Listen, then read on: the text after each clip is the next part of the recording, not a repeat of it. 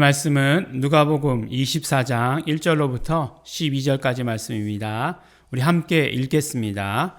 안식 후 첫날 새벽에 이 여자들이 그 예비한 향품을 가지고 무덤에 가서 돌이 무덤에서 굴려 옮기운 것을 보고 들어가니 주 예수의 시체가 보이지 아니하더라.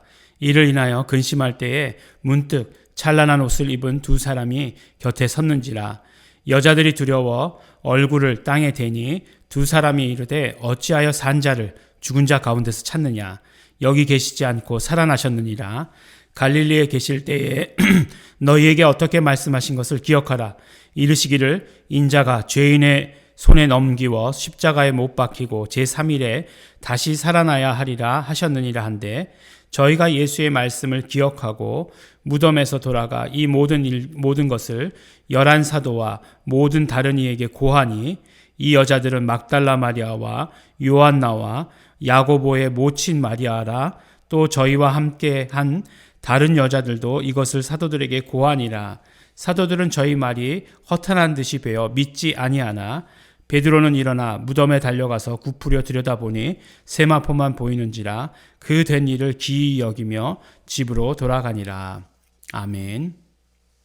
네, 드디어 예수님께서 살아나셨습니다. 우리가 크리스마스를 맞기 전에 예수님의 부활을 맞이하게 되어서 너무나 감사하고 고맙습니다. 우리 교회가 지키는 가장 큰 절기, 두 절기가 있죠. 무엇입니까? 성탄절과 부활절인데, 우리 정말 예일중앙교회 새벽 예배를 통해서 성탄절과 부활절이 동시에 이루어지게 돼서 얼마나 기쁜지 모릅니다. 네, 뭐 이틀 차이가 있는데요, 뭐 하루 차이가 있는데요, 예, 이렇게 얘기하지 마시기 바랍니다. 네, 어쨌든지간에 정말 그 부활이 동시에 이루어졌다는 이 사실이 얼마나 감사하고, 이렇게 맞추려고 해도 맞추지 못할 것 같은 그런 생각이 듭니다. 부활이죠. 예수님의 부활. 이 예수님의 이 부활 사건이 얼마나 기쁘고 얼마나 놀라운 일입니까? 이것이야말로 정말 전 우주적인 그런 사건 아닙니까? 인간과 인류의 모든 경험을 뛰어넘는 사건입니다. 이 예수님의 부활로 말미암아 무엇이 증명되었습니까? 예수님의 죄 없으심이 증명되지 않았습니까? 그러니까 죄의 삭은 사망이어서 죄 때문에 죽는 것이고, 예, 그런 것인데 죽지 않으셨다. 다시 살아나셨다 하면 무슨 말씀이에요? 예수님은 죄가 없으셨다. 그러면 어떻게 죽으셨느냐? 그 죄는 바로 우리의 죄를 짊어지신 것이다. 모든 인류의 지혜를 짊어지시고 죽으신 것이다 라고 하는 것을 말씀해 주시는 것입니다. 그러므로 예수님의 십자가에는 우리의 죄가 달렸고, 또 우리의 병과 우리의 모든 연약한 것이 달렸고, 마귀의 사망 권세가 달려있다라고 하는 것을 확증해 주시는 사건이 바로 부활 사건입니다. 예수님께서는 이 부활에 대해서 한 번만 말씀하지 않으셨어요. 공생의 사역 가운데 여러 번 언제서부터죠? 바로 베드로의 신앙 고백이 있은 후부터, 베드로를 칭찬하신 다음부터 계속해서 말씀하시는 것이 무엇이냐면 죽을 것이다. 그리고 사흘 만에 다시 살아날 것이다 라고 하는 것에 대해서 말씀을 하셨습니다. 죽을 것이다. 예, 죽을 것이다 라고 하는 것은 사람들이 잘 기억해요. 왜냐하면 사람들은 자신의 경험 안에 있는 것들만 들리고 자신의 경험 안에 있는 것들만 이해합니다. 그런데 사람들이 부활에 대해서 보았을 때 부활을 잘 이해를 못하는 거예요. 예, 그래서 부활에 대한 첫 반응, 예수님의 부활에 대한 첫 반응이 와 기쁘다 막 그런 것이 아니에요. 어떤 반응이었습니까? 믿지 않았더라 라고 하는 것이 부활에 대한 첫 반응이에요. 우리는 이해할 수 없죠. 예수님께서 그렇게 자주 말씀하셨으면 그러면 우리가 다 그냥 예수님 부활하셨다, 무덤이 비어있대 라고 이렇게 그 이야기를 들으면 막 놀라야 될 텐데, 베드로도 가서 확인하고 보고 왔어요. 유일하게 베드로만 확인하고 보고 온 걸로 되어 있습니다. 근데 베드로조차도 어떻게 돼요? 기이 여기더라. 네. 막 기뻐하고 감사한 것이 아니에요. 네. 어쩌면 뭐 베드로는 그랬을지도 몰라요. 와, 내가 배반했는데 예수님 다시 살아나시면 그 다음 어떻게 되는 거야? 꼬이는 거 아니야? 막 이렇게 생각해서 여러 가지 마음이 착잡했다. 뭐 이렇게 이야기할 수도 있겠지만, 어쨌든 그런 모든 것을 다 떠나서 막 놀랍고 기쁘고 감사해야 될 텐데 그러지 않았다는 거예요. 참 그런 것을 이런 말씀을 들으면서 그런 생각이 들었습니다. 우리가 사람들은 대부분 보니까 요새 보니까 자기가 듣고 싶은 것만을 들으려고 해요. 네. 그래서 보니까 요새 한국은 뭐 좌우가 아주 극렬하게 갈려 있지 않습니까? 그래서 보니까 이제 예전에는 KBS 뉴스 하나밖에 없을 때는 그거가 하여간 뭐 진리고 그거 하나밖에 없었는데 요새는 뭐 언론이라는 것들도 많잖아요. 그 다음에 또 뭐 이제 그런 공식적인 언론사만 있는 것이 아니라 개인적으로 뭔가를 이렇게 만들어 가지고 얘기하는 사람들도 굉장히 많잖아요. 네. 뭐 저도 뭐 마찬가지로 뭐 복음의 일을 가지고 뭐 말씀으로 이렇게 올리는 그런 사람이잖아요. 여러분들이 들으려고 할 때 어떻게 들어야 돼요? 찾아와서 들어야 되잖아요. 네. 근데 하여간 그런 경우가들이 많다는 거예요. 근데 사람들이 이제 듣고 싶은 것만 들으려고 하고, 예. 또 아는 것, 그러니까 자기가 아는 내에서만 이해할 수 있다라고 하는 것이 정말 이 복음 가운데서 얼마나 또 반대되는 일인가라고 하는 것이에요. 복음이라고 하는 것은 무엇이냐면 우리가 정말 듣고 싶지 않은 이야기를 들려주는 거예요. 네. 너 죽는다. 뭐 이렇게 얘기하는 거 누가 듣고 싶겠어요. 네. 근데 그걸 들려주는 거예요. 너 이러다 지옥 간다. 라고 하는 이야기를 들려주는 거예요. 듣고 싶지 않은 이야기를 들려주시는 것이고, 그 다음에 우리도 정말 너 일주일간의 삶 가운데에서 정말 죄 가운데 행했구나. 말씀에 비춰보니까 그것이 보이는 거죠. 그러니까 그런 정말 그런 것들에 대해서 아주 우리가 능동적으로 나와야만 알 수 있는 거예요. 그러니까 그런 이야기를 밖에 있으면 더 안 들을 수 있는 거예요. 더 모를 수도 있는 거예요. 그러니까 나를 힘들게 하고 나에게 어떤 그런 정말 에너지를 써야 하는 일들을 안 할 수도 있는 거예요. 안 들으면. 근데 이 복음이라고 하는 것은 들어야 한다는 것입니다.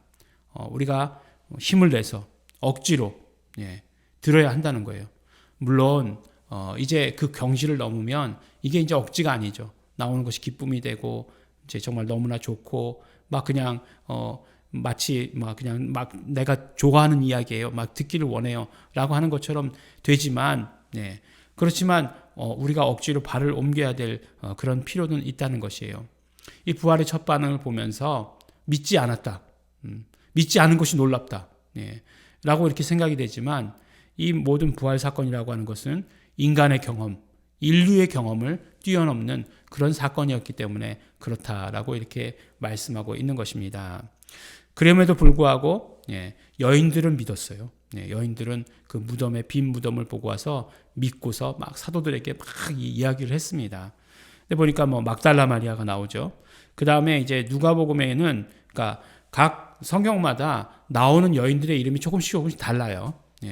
근데 막달라 마리아는 공통적으로 나와요. 근데 막달라 마리아를 누구라고 얘기했냐면 누가복음 8장에 보면은 그렇게 말씀하고 있어요. 막달라 마리아는 7 귀신 들렸던 여자였다. 근데 예수님께서 그 7 귀신을 쫓아주셨다라고 하는 그것으로 막달라 마리아가 나옵니다. 그 다음에 오늘 말씀 가운데 나오는 여인은 요한나라고 하는 여인이 나와요. 요한나는 누구냐? 막달라 마리아 다음에 나와요. 8장에 누가복음 8장에 누구냐 하면 바로 헤롯 안티파스의 청지기가 있었는데 그 청지기의 이름이 구사예요. 구사. 구사. 구사 아니고요. 구사요. 구사. 구사의 아내다라고 이렇게 되어 있습니다. 그래서 이 사람도 마찬가지로 어떤 사람이냐? 귀신을 쫓아내 주셔서 병이 치료된 사람으로 기록되어 있어요. 그러니까 누가복음에는 예수님의 그 부활을 처음 만난 사람들의 여인 이름이 바로 예수님께서 공생애 가운데 귀신 쫓아주시고 병 고쳐주신 그 여인의 이름으로 되어 있다라고 하는 것입니다. 그 다음에 이제 야고보의 어머니 마리아라고 이렇게 되어 있는데 여기서 말하는 야고보는 예수님의 제자가 야고보가 둘이 있어요. 알페오의 아들 야고보가 있고 세베대의 아들 야고보가 있죠. 근데 세베대의 아들들은 야고보와 요한, 우리가 잘 아는 야고보와 요한이고 그 다음에 이제 알페오의 아들 야고보는 작은 야고보다라고 이렇게 불렸어요. 그러니까 야고보가 그때도 둘이었으니까 아무래도 세베대의 아들이 뭔가 중요하고 나이도 많지 않았을까? 아니면 제일 먼저 순교했기 때문이 아닐까라는 그런 생각도 하지만 어쨌든지 간에 큰 야고보라고 부르진 않았지만 야고보, 그 다음에 알페오의 아들 야고보는 작은 야고보. 그러니까 그 야고보의 어머니 마리아라고 그랬으니까 알페오의 아내 마리아가 되는 것이에요. 그러면은 이제 보면은 다른 성경들에 보면 세베대의 아들들의 어머니 살로메라고 되어 있죠. 예, 그분도 있었다라고 하는 것이 나와 있는데 누가복음에 나와 있지 않습니다. 근데 결국은 이 부활의 소식이 어떻게 전파되기 시작했느냐? 천사가 그것을 지키고 있었죠. 근데 결국은 이 믿음의 여인들의 입을 통해서 예수님의 부활은 증거되기 시작했다는 것이에요. 이것이 또한 중요합니다. 부활에 대해서 그렇게 냉랭한 반응 가운데서도 그러나 끊이지 아니하고 예수님은 부활하셨다라고 하고 전하는 것, 이 믿음의 여인들의 역할이었다라고 말씀해 주시는 것이에요. 지금도 마찬가지입니다. 예수님 부활하셨다라고 하는 사실을 믿지 않아요. 결론은 그것을 믿지 않는 것입니다. 예수님이 죽으셨다라고 하는 것으로 끝이에요. 그것으로 끝내려고 하는 것이 마귀와 사단의 괴계입니다. 계획이에요. 그래서 세상 사람들을 다 그렇게 자신들의 그런 종들을 다 그렇게 만들어가고 있어요. 그러나 그 가운데서도 그 냉랭한 가운데서도 그 믿지 않는 가운데서도 예수님은 부활하셨다라고 외치는 것, 우리 믿음의 사람들의 사명이다라고 이렇게 말씀해 주십니다. 병 치료받은 사람들, 더러운 귀신이 쫓겨난 경험이 있는 이 모든 사람들 다 그렇게 해야 된다라고 이렇게 우리에게 말씀하고 계십니다. 우리 부활을 맞았습니다. 부활을 지금 우리가 경험하고 있습니다. 우리가 어떻게 해야 합니까? 예수님의 제자들처럼, 처음에 제자들의 반응처럼 그렇게 냉랭해야 하겠습니까? 믿지 못해야 하겠습니까? 아닙니다. 우리는 믿는 자들이 되어야 되는 것이고 오히려 전하는 자들 되어야 된다라고 말씀해 주십니다. 우리 함께 기도하겠습니다. 하나님 아버지 감사합니다. 예수님의 부활을 감사합니다. 예수께서 부활하심으로 말미암아 우리가 아버지 하나님 정말 새 생명 얻게 되고 예수님의 부활하심으로 말미암아 예수님이 죄 없으심을, 우리의 모든 죄와 사망 권세와 이 모든 우리의 질병까지 담당하셨음을 아버지 하나님 확증하게 하여 주신 것 너무나 감사하고 고맙습니다. 부활의 증인 되게 하여 주시옵소서. 부활의 증인의 삶을 살게 하여 주시옵소서. 감사드립니다. 예수님 이름으로 기도드렸습니다. 우리 함께 기도하실 때에 그러므로 우리 감사하시면서 기도하시기 바랍니다. 부활하신 예수님 감사합니다. 정말 우리의 모든 죄와 우리의 모든 연약한 것, 우리의 모든 정말 죄를 짊어주신 것 감사합니다. 감사하시면서 회개하시면서, 그러나 우리가 부활의 소식을 들었을 때 우리가 그것을 기뻐하고 믿지 못했던 연약한 모습들 용서해 주십시오. 그러나 이제 부활의 증인의 삶을 살겠습니다. 우리 결단하시면서 다시 통성으로 기도하시겠습니다.